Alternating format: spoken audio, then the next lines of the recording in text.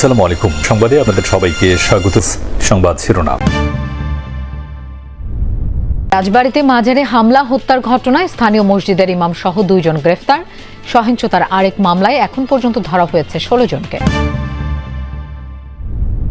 চাঁদপুরে প্রকল্পের কাজে অনিয়ম, সেতু না বানিয়েই বেশিরভাগ বিল তুলে নিয়েছে ঠিকাদার। দুর্ভোগে স্থানীয়রা। চলাচলের অনুপযোগী হয়ে পড়েছে নাটোরের বড় হরিশপুর বাইপাস সড়ক।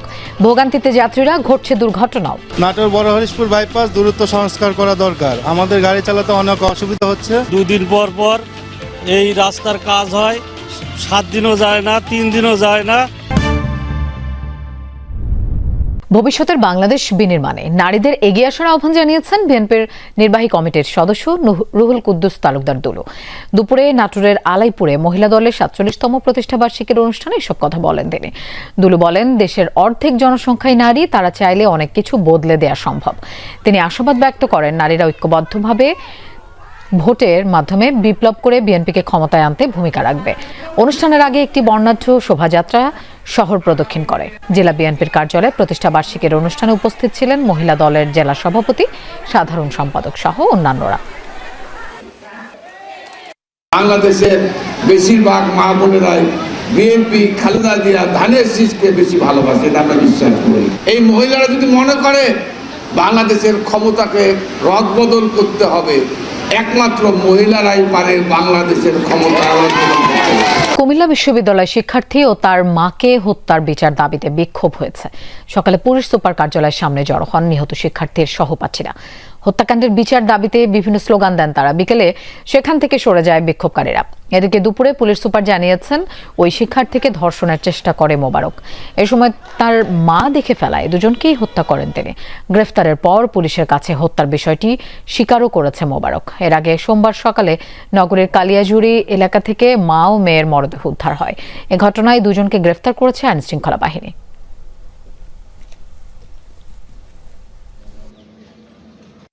ধর্ষণের চেষ্টা করে এবং এটা তার মা যখন দেখে ফেলে তখন ওই পাশের রুমে মাকে ধাক্কা দিয়ে নিয়ে বেডে ফেলে বালির চাপা দিয়ে হত্যা করে এবং পরবর্তীতে তার মৃত্যু নিশ্চিত হলে পাশের রুমে এসেও সুমায়াকেও গলা টিপে হত্যা করে। রাজবাড়ীতে নুরাল পাগলার মাজারে হামলা, হত্যা ও মরদেহ কবর থেকে তুলে পোড়ানোর মামলায় 2 জনকে গ্রেফতার করেছে পুলিশ। পুলিশ জানায়, স্থানীয় মসজিদের ইমাম আব্দুল লতিফকে গ্রেফতার করা হয় মানিকগঞ্জ থেকে। গ্রেফতার আরেকজনের নাম অভিমণ্ডল রঞ্জু। এর আগে গতরাতে গোয়ালন্দঘাট থানায় মামলা করেন নুরাল পাগলার ভক্ত নিহত রাসেলের বাবা আজাদ মোল্লা। মামলায় 3.5 থেকে 4,000 অজ্ঞাতনামাকে আসামি করা হয়েছে। এদিকে সহিংসতার ঘটনায় পুলিশের উপর হামলা ও গাড়ি ভাঙচুর মামলায় এখন পর্যন্ত 16 জনকে গ্রেফতার করা হয়েছে। ব্রিজের কাজ না করে অধিকাংশ টাকা তুলে নিয়েছেন ঠিকাদার। অপরদিকে কালভার্টের কাজ সম্পন্ন হয়েছে অর্ধেক, চূড়ান্ত কাজের বিল তুলে নিয়েছেন অপর এক ঠিকাদার। চাঁদপুরের শাহরাস্তিতে চলেছে এমন লুটপাট। এর সাথে সম্পৃক্ত রয়েছে উপজেলা নির্বাহী কার্যালয়ের বিভিন্ন কর্মকর্তা। অর্থের এমন নিদারুণ তসরুপের ফলে ভোগান্তিতে পড়েছে স্থানীয়রা। মাটির সড়ক বা বাঁশের সাঁকো, এসবই চাঁদপুর শাহরাস্তি উপজেলার চলাচলের মাধ্যম। যদিও 2023-24 অর্থ বছরে প্রায় 4.5 কোটি টাকা ব্যয়ে 4টি সেতু নির্মাণের প্রকল্প পাশ হয়। অভিযোগ উঠেছে, সেতু নির্মাণ না করেই প্রকল্পের বেশিরভাগ টাকা তুলে নিয়েছেন সাব ঠিকাদার তাজুল ইসলাম সুমন। একই প্রকল্পের আওতায় 2024-25 অর্থ বছরে আরও কয়েকটি ব্রিজের নির্মাণ কাজ অসম্পূর্ণ রেখে চূড়ান্ত বিল উত্তোলন করেছেন সাব ঠিকাদার মেশকাত আহমেদ। কাজ হবে বলতেছে যে পানি বদ্ধ হলে যেন স্কিমে কাজটা শেষ হয়ে যাবে, তো অনেক কাজ নাম করে দিবে, এই কথা কাম করে মানে বাড়াইতেছে, সমস্যা দিতে আছে। মাটি কাটছে, বানসান দিছে, দেওয়ার পরে বিগত 5 মাস আগে কাজটা হয়ে গেছে। আমরা তো জানি না মানে কবে টাকাগুলো খাইছে, যারা খাইছে তারা জানে ব্রিজটা করে দেয়। এরই মধ্যে ব্রিজের কাজ অসম্পূর্ণ থাকায় প্রশাসনের কাছে মুচলেকা দিয়েছে ঠিকাদার মেশকাত। অন্য ঠিকাদার প্রকল্পের কাজ শেষ না হওয়ার কারণ হিসেবে দিলেন নানান অজুহাত। যেহেতু আমি কাজ করবো, আমার 3টা ব্রিজ কাজ কমপ্লিট। তার একটা বিষয় হচ্ছে যে ইরিগেশন, ওই যে হঠাৎ বৃষ্টি এসে যে পানি ফ্লো হয়ে গেছে, এটা তার কারো হাত দেয়। কিন্তু যেখানে প্রকল্পের কাজ অর্ধেকেরও বেশি বাকি, সেখানে বিল উত্তোলন হচ্ছে কিভাবে? যে চলমান অর্থ বছর আমাদের সকল প্রকল্প আমরা খুব কঠোরভাবে আমরা এটি সরজমিনে মনিটরিং এর মধ্যে রাখবো, যেন সরকারি অর্থের কোনো অপচয় না হয় এবং প্রকল্পগুলো যথাযথভাবে বাস্তবায়ন হয়। দ্রুত সময়ে নির্মাণ কাজ শেষ করতে সংশ্লিষ্টদের তাগাদা দেওয়া হয়েছে বলে জানালেন জেলা প্রশাসক। অনিয়মের প্রমাণ পাওয়া গেলে ব্যবস্থা নেয়ার আশ্বাসও দিলেন তিনি। যেগুলোর কাজ না হওয়ার পরও বিল উত্তোলন করেছে, সেগুলো যদি রিপোর্ট পাই, প্রতিবেদন যদি প্রমাণিত হয়, অবশ্যই তার বিরুদ্ধে ব্যবস্থা নিব এবং ব্রিজগুলো যাতে সম্পন্ন হয় সেই ব্যাপারেও আমি উদ্যোগ নিব। প্রশাসনের উদাসীনতা, দুই কর্মকর্তার অনিয়ম এবং ঠিকাদারের কারণে ভোগান্তি পোহাচ্ছে শাহরাস্তির জনগণ। গ্রামীণ সড়কে 15 মিটার দৈর্ঘ্যের সেতু বা কালভার্ট নির্মাণ প্রকল্পের আওতায় এখানে একটি সেতু হওয়ার কথা ছিল।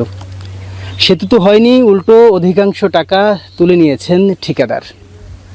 স্থানীয়রা বলছেন এসব টাকা উদ্ধার করে দ্রুততম সময়ে এখানে ব্রিজটি নির্মাণ করা হোক। চলাচলের অনুপযোগী নাটোরের বড় হরিশপুর বাইপাস। বেশিরভাগ জায়গায় কার্পেটিং উঠে সৃষ্টি হয়েছে ছোট বড় গর্ত। যান চলাচলের ভোগান্তি তো রয়েছেই, ঝুঁকি নিয়ে চলাচল করেন হাজার হাজার মানুষ। বরাদ্দ পেলে সংস্কারের আশ্বাস এলজিএডের। নাটোরের সড়ক মহাসড়কের ভোগান্তি নিয়ে নাজমুল হাসানের 3 পর্বের ধারাবাহিকের আজ দেখুন প্রথমটি। সড়কের বেশিরভাগ জায়গায় নেই কার্পেটিং। ছোট বড় গর্তে বৃষ্টির পানি জমে পরিণত হয়েছে মৃত্যুকূপে। ঝুঁকি নিয়েই প্রতিদিন চলছেন হাজারো মানুষ। বেহাল এমন সড়ক নাটোর শহরের বড় হরিশপুর বাইপাসে। অথচ এই সড়কটি ব্যবহার করেই প্রতিনিয়ত রাজধানী ঢাকা সহ আশপাশের জেলায় চলাচল করে দূরপাল্লার যানবাহন। যাত্রী চালকদের অভিযোগ, খানাখন্দের কারণে পরিবহনের যন্ত্রপাতি তো নষ্ট হচ্ছেই, ঘটছে ছোট বড় দুর্ঘটনাও।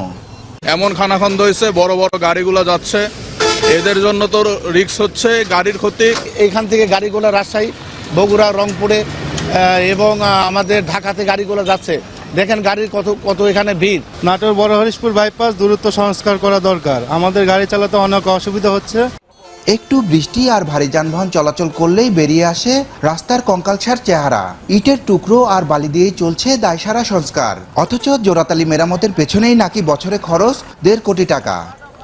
ইট আর বালু দিয়ে এরকম মেরামতের কাজ করে, কিন্তু কিছুক্ষণ পরে এই ভোগান্তিটা আবার পুনরায় শুরু হয়, বিশেষ করে যখন বৃষ্টি হয়। এই 2 দিন পর পর এই রাস্তার কাজ হয়, 7 দিনও যায় না, 3 দিনও যায় না। এই রাস্তার আবার 2 দিন পর পর এই খোয়া টোয়া সব আবার উঠে যায়।